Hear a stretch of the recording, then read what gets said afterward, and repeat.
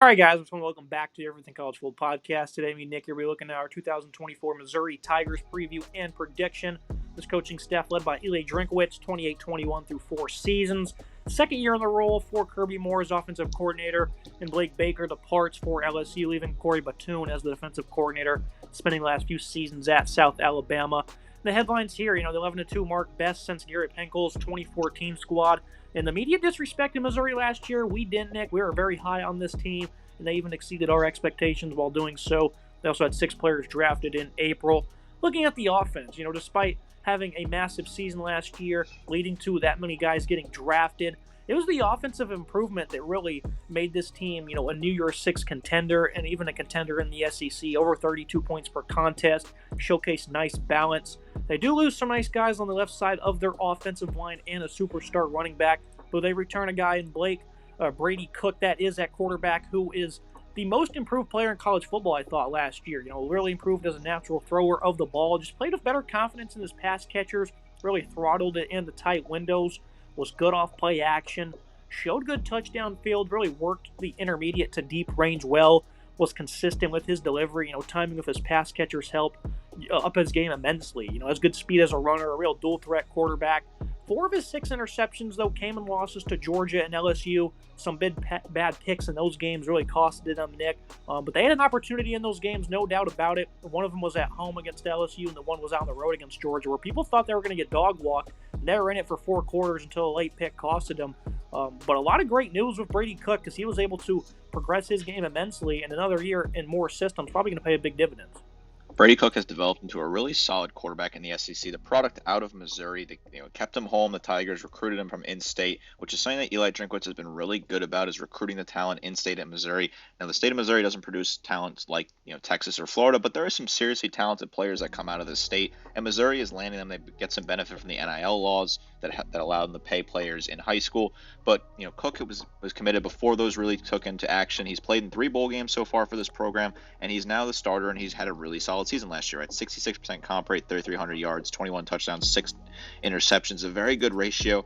Yes, the interceptions were very untimely, like Dalton was alluding to, but overall, he had a really solid, consistent season and looked really good in the pocket. I like the frame on him. I like what he can do, 6'2", 205 at this point right now. He's got really good arm, really solid field vision, and it certainly helps when you have an incredibly talented wide receiver room to throw to. Cook's got the pieces around him, but he's still got to get the ball to them. He's been very accurate at 66% comp rate this past season, and I expect him to have another great season, potentially even push that comp rate up to 70%.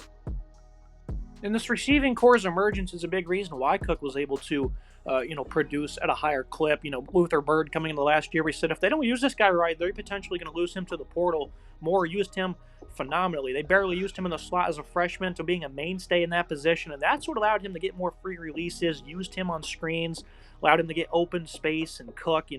Good contested catchability, was great in the red zone. Slot fades was something he certainly executed very well. His great start-stop ability was impressive, downfield target as well. The production he had was phenomenal, 1,200 yards and 9 touchdowns. And there he turned his co-parts as well. Theo Weiss showed great hands with only 1 drop, was good at tracking the ball and go routes. Plenty of curls outside for him. Shows some nice pop and run and catch situations. Overall, a player who also regained his confidence after a disappointing run in Norman. And then you look at Mookie Cooper, 500 yards as the number 3. Usually in the slot when Burden needs a breather. He's a quiet Z pass catcher as well. No touchdowns in 2 years, Nick. He's itching to get into the end zone. Makai Miller, a guy the staff is still high on, considered an under-the-radar playmaker. Only has 19 grabs in 2 years, though. Good depth in Joshua Manning and Marquise Johnson. And then at tight end, Brett Norfleet. Good bulk of his production came over the final few games of the season. They pretty much get everyone back in the receiving core, Nick, including Burden, who is the consensus number 1 receiver in America. They used him properly. It led to massive production for him, and ultimately him staying here in Missouri before he becomes a first-round draft pick. As I alluded to before, Eli Drinkwitz is really good at recruiting talent in the state of Missouri. Luther Burden is a great example of that. Burden was linked with Georgia throughout his entire high school recruitment, but the Tigers beat out the Bulldogs and landed a truly talented, incredible 5-star. We talked about it when he was a true freshman. How are they going to use him? Is he going to transfer at the end of the year? I thought he would if he wasn't used. It seemed like that was potentially going to happen. And then they turned it around in year 2, and wow, what a season it was. 1,200 yards receiving, 14.1 yards through grab, and 9 scores for him out of the slot. An incredible just athlete top to bottom. The best wide receiver in the nation easily at this point in time. Such a talented player. And Cook has really been able to find the groove of him, throw the ball right where he needs it, and they kind of have that nice connection where they can throw to each other and be comfortable. Theo Weiss came over from Oklahoma, wasn't really being used to his full potential in Norman. Kind of felt like he was on the out and out with the offenses there. They didn't really love him out there. He ends up going to Missouri, crossing the border, and they love him there. He's been fantastic so far. 682, 13.9, and 6 scores for Weiss. I really like what he can do. I think he's a really solid player. He can move him around as well. Cooper, really solid player himself. 450 yards receiving, 12.4 yards per grab. Doesn't have any touchdowns yet, but he is getting close to this at that point. Marquise Johnson, 383, 29.5 yards per grab on his limited catches and 3 touchdowns for him. Norfleet, a really solid prototypical tight end, 200 yards receiving and 3 scores. And then Miller hasn't really broke out yet, but 148 yards receiving and 1 score for him last year. So they return a lot of touchdowns here just looking at this list. They're returning 20 receiving touchdowns between all these guys. Basically 20 out of 21 of Brady Cook's passing touchdowns are players that are returning to this team, which I think really bodes well for the continuity and the way they're able to dial up this offense. And now wondering how they're going to replace the run game is another question to be answered. Cody Schrader, the Truman State transfer, 1,600 yards, 14 touchdowns. I mean, just elite production for him. A lot of people are big fans of him. I think he was a walk-on at one point when he arrived at Missouri. And I replaced him with 2 Sun Belt running backs. Marcus Carroll from Georgia State, 5'10", 210 pounds. He was really good on inside zone runs. Good vision, as he never seemed to pick the wrong lane. This offense is a good fit with all the zone they run. Some solid wheels in terms of long speed. Smaller back seemed to go untouched in the hole very often. Didn't have greatest yak figures, though. How will he do versus a more physical conference over the year? He did have a nice long touchdown run versus LSU last season. So it's not going to be his first experience against the SEC. And then Nate Noel, a guy I absolutely loved watching at Appalachian State. A similar style back in terms of slashing ability, but a 5'10", 190. Has better quickness in the short area, better burst, really good long speed, lots of handoffs from the pistol. He was forced to beat defenders with speed on outside zone runs often. He's elusive versus arm tackles. Nate Noel, a very good player. You look at Jamal Roberts, he occupies the 3rd string. Good dual threat back with some route running burst, and he also has impressive long speed. Tavares Jones enters his 3rd year as well with the program. Then true freshman Keywan Lacey, a top 200 recruit. Quite quality room here they've put together, mainly led by those Sun Belt transfers, Nick. I think they're going to be really good for Missouri. I'm very interested to see the type of rotation they give them, though. And, of course, the uptick in competition over, a full 12-plus game stretch is also going to be something we want to figure out as well. I like 2 adds for Sun Belt. I think there's just 2 solid adds. Marcus Carroll, a really good player at Georgia State. I do like what he can do with his speed. Nice footwork, good reading of the lanes there. Nate Noel from App State, a very underrated player out of the Sun Belt. Really solid back for them. Transfers here to Missouri, gets to step up in competition. I really do like this, 2-headed monster there they have with Carroll and Noel. I think they have some solid depth down the depth chart. I think one of them will take over and be that sort of leading back. I do think Noel has the most potential to take over and be that number 1 back. But I wouldn't be surprised if Carroll finds a way to do that as well. I think the 2 of them together, though, is a fantastic pairing. And you look at this offensive line, of course, Javon Foster, Xavier Delgado on that left side depart. But I don't know if any team did a better job in America of replacing their left side than these Missouri Tigers. You look at Caden Green. He was a guard for Oklahoma last year. Good lateral agility, has great wingspan. Good punch at times, found himself with bad balance, though, in the run game. Started to find nice stride in pass pro over the final month. He was a top 100 recruit in last year's class.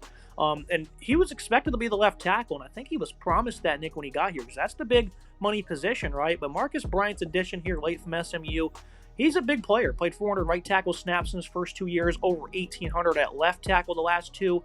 This is going to be his position for Missouri, I would imagine. 6'8", 318 is a good pass blocker, allowed only 1 sack.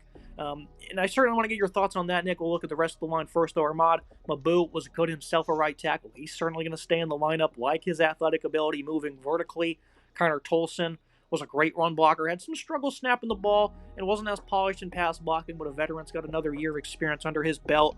Cameron Johnson, he has strong close to the right guard, was much better in the run game than he was in pass pro. He was pretty polished in that regard versus Ohio State, though, and in all of 2022 at Houston, so he's looking for a bounce-back season. Javid Richardson, the top JUCO ad, Logan Reichert. Those guys are going to battle originally it was going to be left guard. The physical player with some good strength. So those guys are probably going to be depth pieces this year. This is a good offensive line. I like the depth they have. They also added what appears to be, two highly impactful transfers. And again, even though that's the big money position, Green was probably promised at left tackle. If he wants to do what's best for the football team, he'll spend 2024 at left guard while Bryant occupies that left tackle position, Nick. And if that's not going to be the rotation, I'm not sure what it will be. But I think that scenario right there is going to be what's going to, be best for this football team. That is certainly the best case scenario right now for this team. I think Marcus Bryant's a fantastic ad from SMU. I think he adds a whole lot at left tackle, really solid.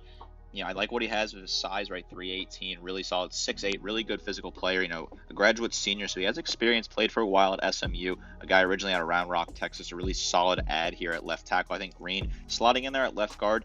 Obviously Javion Richardson is a player that's solid from JUCO ranks, and Logan Reichart had some experience as a redshirt freshman last year for this team. But I think Green's gonna get the nod from Oklahoma. A really good ad. Probably not happy to be moving on the interior, but I think as a guy that doesn't have an incredible amount of experience only as a sophomore, I think you'd rather have the more experienced Marcus Bryant on that left side, at left tackle there. It's a really important position in college football. You need to protect your quarterback here. Green at left guard, I think, will work itself out. The right side of the line, including the center, are three guys that return that have played together. I think those guys are all comfortable. I think Johnson's really solid right guard, and Tolson's a really good center who has good experience so far at Missouri. So I think this offensive line is a very underrated unit. Yes, they replaced two talented players on the left side, but they added two great ads from SMU and Oklahoma, respectively, who I think will work really well together and play strong football. Final offensive verdict. This is a unit that should be even better than it was a season ago, and that includes losing an elite rusher and two great linemen on that left side. Drinkwitz, though, has done a great job replacing all of those players this offseason. Wide receiver group is very deep, headlined by the nation's best pass catcher. Plenty of potential here that I think hit over 40 points per game. I think you're kind of looking at a couple years back, the Hendon Hooker and all those pass catchers at Tennessee, that type of production this season. Look at the defensive side of the ball, and I think this is a unit that will ultimately determine how far they can go potentially in the playoffs. Under 21 points per game last season.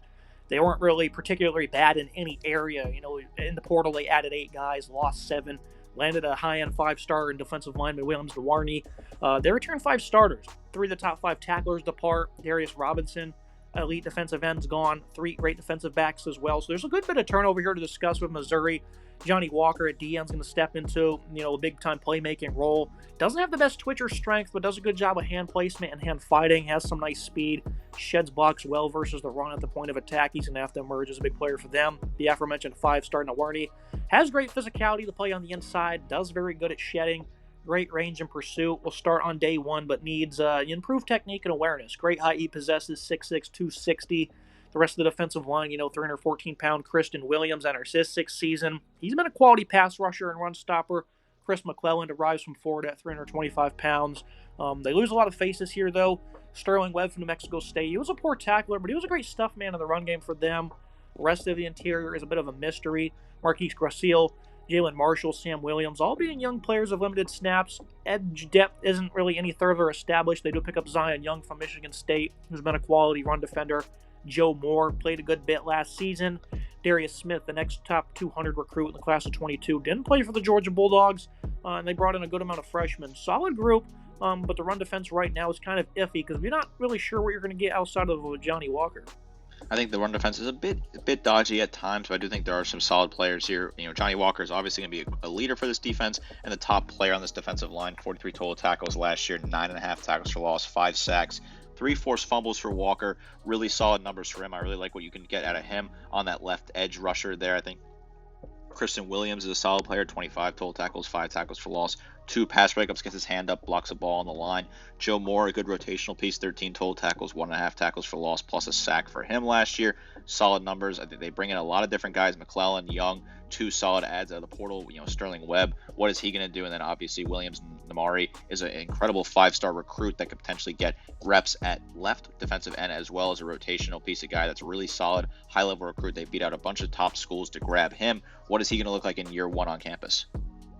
You look at the middle of this defense, injuries to the starters allowed Chuck Hicks and Tristan Newsom to get the last 3 games together. Hicks runs downhill with some good authority, would overcommit and lack patience versus the run. Neither really showed consistent feel versus the run. They got dominated against the Gators, for example, late in the year. Newsom was sound in coverage, though. Both recorded good amount of negative plays over the final few games. I think with more playing time, some of those negatives will obviously, I think, progress into positives. Corey Flagg, in addition from Miami, great transfer addition following a much improved season in terms of run defense, has 17.5 tackles for loss over the last 2 seasons. Team likes the upside of Brayshawn Littlejohn. He was a 3-star in last year's class. I think this is a good group here. They should get better with experience. Again, they had some issues late in the year, but overall provided good, encouraging play after they were being forced into action. And obviously looking at that run defense, Nick, they were awful against Florida, awful against LSU.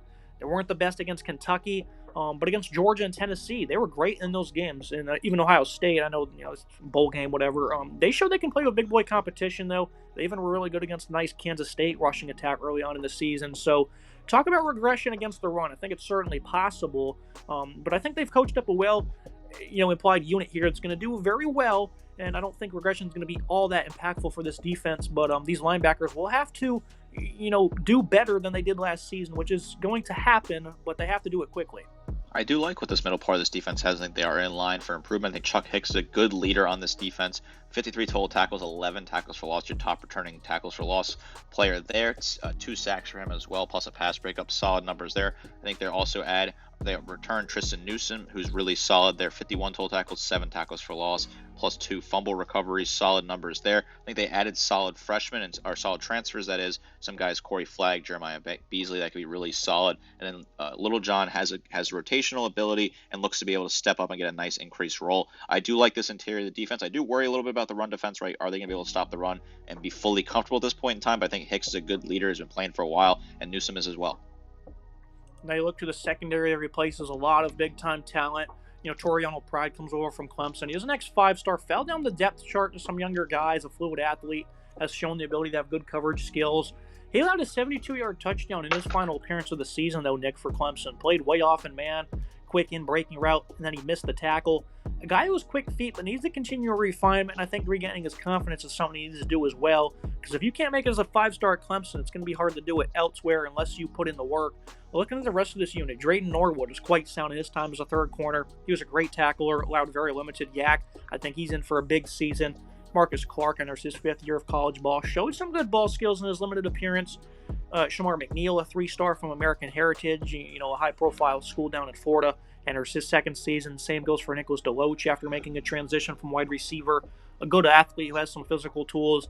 One of the veterans in the back end, Dalen Carnell, a great player, does a little bit of everything right. Lines up in the box, primarily a slot corner, has been a horde run defender at times, but a good coverage asset and playmaker. Tre'Vez Johnson, a guy with good athletic ability, former transfer from Florida. Played well, but the staff was very happy with Marvin Burke's play last year as a 3-star freshman. A guy who will need to keep polishing his man coverage skills, though. Has physicality. Joseph Charleston, returning top tackler on this team, has been a potent player for a couple seasons for the Tigers now. He missed a lot of tackles early on in the year, but locked in and was very effective down the stretch. Quality depth pieces in Sidney Williams and Phillip Roach. Losing key components certainly is going to hurt them. They lose some good press man abilities and a lot of production. I don't expect much fall-off, though, Nick. This was a good secondary.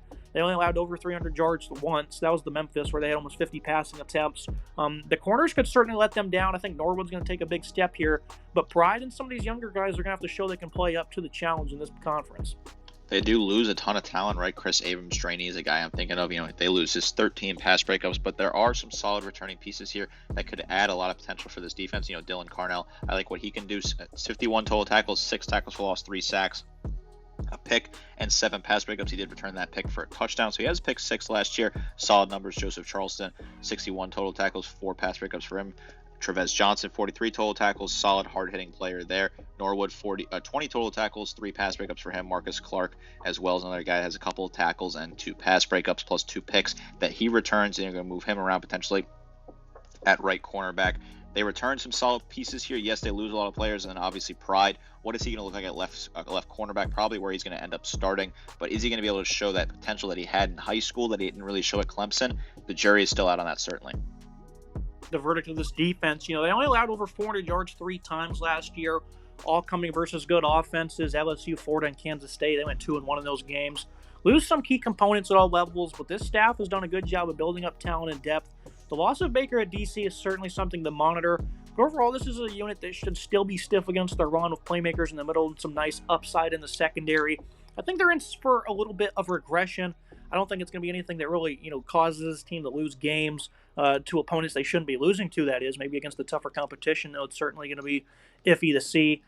Moving us to the prediction for Missouri, the Tigers did what we felt was possible for them last season. They won a New Year's Six Bowl, showed up and battled hard versus the top teams in the conference. Offense is going to improve significantly after a big-time season.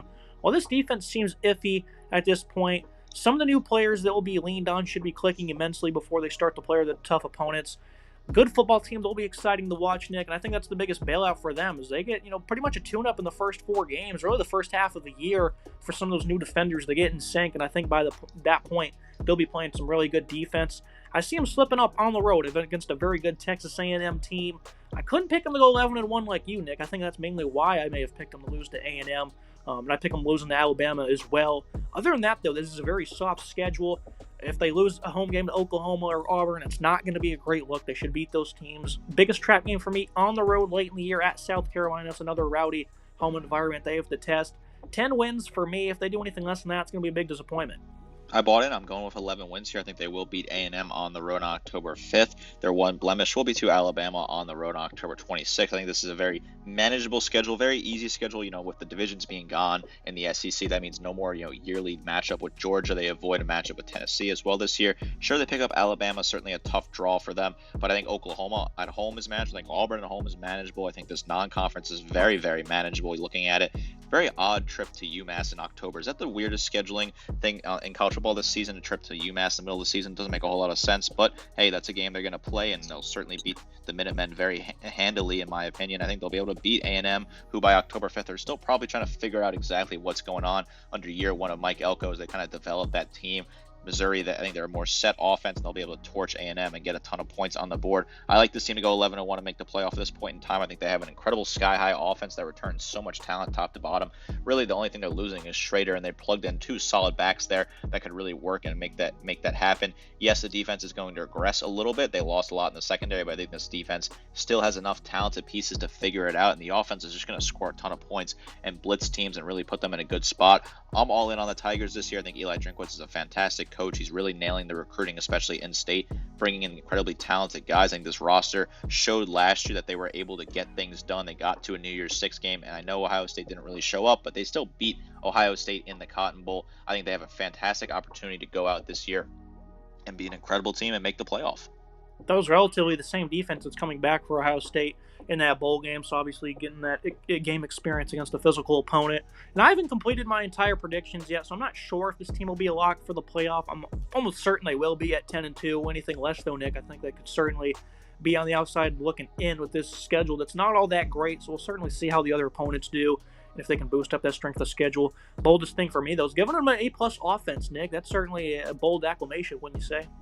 I think, no, it's a very fair application at this point in time. When you look at it, this offense is really talented. There aren't many offenses in college football that are better at this point in time. I think this is the top offense in the SEC right now, based off what they return with Luther Burden and the other supporting cast at wide receiver. This is such a deep wide receiving room, and a quarterback that's shown a lot of progress and looks comfortable in the pocket. I think an A+ is a very, very valid grade for this team. It's going to be it for today's episode. As always, Nick, appreciate you joining me. Looking forward to seeing what the Tigers can do this year. Make sure you guys like, comment, subscribe. See you next time.